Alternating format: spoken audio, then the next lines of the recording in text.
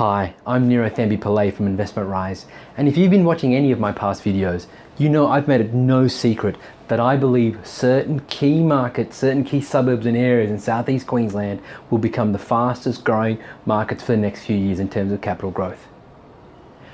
However, there are some risks with investing in South East Queensland if you don't do your research properly, and in this video I want to talk about three of the biggest ones. Number one, inner city apartments. I don't think I can say this any more strongly when I just say this. Inner city apartments in Brisbane and even in the Gold Coast, just don't go anywhere near them. Don't do it. The apartment market in South East Queensland is set to become the most oversupplied in the entire country, worse than Melbourne and Sydney. So just don't do it. It's just that simple. If you're looking at an apartment, I don't care how good the brochure is, I don't care what the rental guarantee is, I don't care what they're offering you, just don't do it.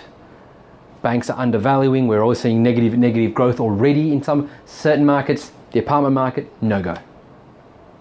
Number two, check the vacancy factor of the area that you're investing in. There's lots of infrastructure right now in and around South East Queensland. Absolutely. It's in terms of the amount of infrastructure around the country, South East Queensland has the highest dollar value and the highest number of projects right now. So yeah, there's a lot of infrastructure going in, but certain suburbs have already become oversupplied from an investment perspective. So there's so many investors coming on board that there's not enough tenants and there's high vacancy factors. So always check the vacancy rate. It doesn't matter how good the information might be about the infrastructure going in and the population growth and everything else. It may be great, but then it just may be too early to invest in that particular suburb. So check the vacancy rate. Make sure it's under 3% because that's what gives you a good chance of getting it rented. Me personally, I'm always looking at sort of 2.5 or below. So that's the second thing. Check the vacancy rate. Don't get distracted by the story around the suburb. As good as that is, make sure you do your due diligence. And number three, find out how close you are to key infrastructure. Now I know that might seem really strange because, yeah, of course you're going to ask how close you are to key infrastructure. But what I'm seeing at the moment is a lot of Sydney investors who are investing in South East Queensland are going, how close am I to the city? I want to invest in a suburb close to the city. But there's a problem.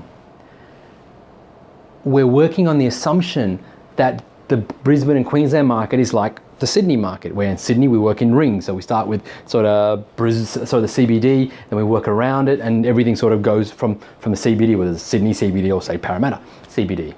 That's where the infrastructure begins. But in Queensland, that's not the case. They've got key pockets of infrastructure, and often they've got nothing to do with the city. So I'm seeing a lot of clients, for example, or people rather saying, Nira, I want to buy into the northern suburbs of Brisbane because it's cheaper, but it's close to the city. But actually that's not where the infrastructure is, actually a bit further north. The key thing is ask yourself how close you are to the infrastructure and make sure you're investing in an area where Queenslanders want to live and where they are moving to. Don't assume that they're like us in Sydney because they're not. They're a different breed of people. And so you need to buy in the areas that they want to live in. You need to buy the type of dwelling that they want to live in. Do your key research. Avoid these three risks. And look, if you'd like some assistance with sourcing property in South East Queensland, in growth markets that will avoid all the risks, low vacancy rates, in good growth locations, then check out the link below this video.